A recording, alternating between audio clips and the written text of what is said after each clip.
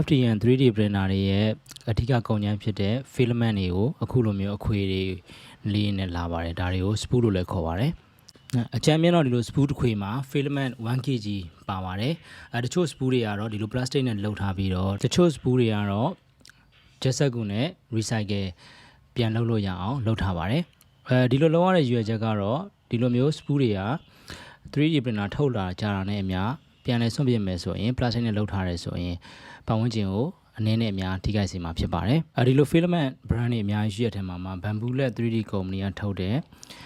3D filament ရဲ့ spool တွေကတော့ reusable ဖြစ်အောင်ကိုထူးခြားခြားလုပ်ထားပါတယ်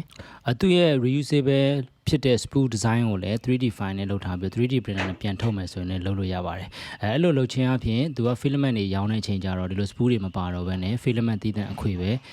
ထည့်ထားပါတယ်ဒီလို filament သီးသန့်ကို spool မပါတဲ့ filament အခွေတွေကိုမှရှေ့ပိုင်းမှာတုံးထားတဲ့သူရဲ့ထုတ်ထားတဲ့ reusable spool တွေမှာပြန်ထည့်ပြီးတော့မှအသုံးပြုလို့ရအောင်လုပ်ထားတဲ့အစီအစဉ်ဖြစ်ပါတယ်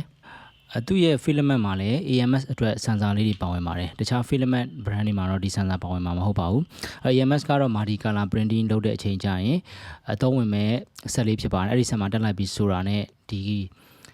ကာလာကဘာကာလာလဲဘာအရောင်လဲဘာ material အမျိုးအစားလဲစသည်အချက်တွေကိုလည်းဒီ sensor လေးကနေဖတ်ပြီးတော့အလိုလျောက်ဆက်ထဲကိုထည့်ပေးသွားမှာဖြစ်ပါတယ်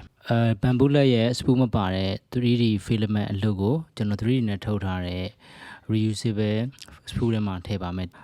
အဲ့လိုထည့်တဲ့နေရာမှာ spool design ထဲမှာပါတဲ့ notch နေရာနဲ့ filament ရဲ့အချိုက်နေရာလေးကွက်တိဖြစ်အောင်တက်ပေးရမှာဖြစ်ပါတယ်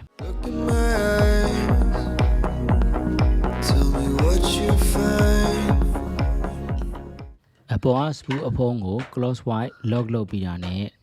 Bambu လက်ရဲ့ 3D filament reusable filament spool ထဲမှာ filament ကိုထည့်ပြီးဖြစ်ပါတယ်ဒီလိုထည့်ပြီးပြီဆိုတော့မှဒါလည်းသူ့မှာပါတဲ့ပတ်ထားတဲ့ tape လေးခုကို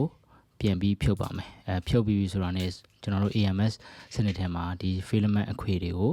ထည့်ပြီးတော့ print ထုတ်လို့ရပြီပဲဖြစ်ပါတယ်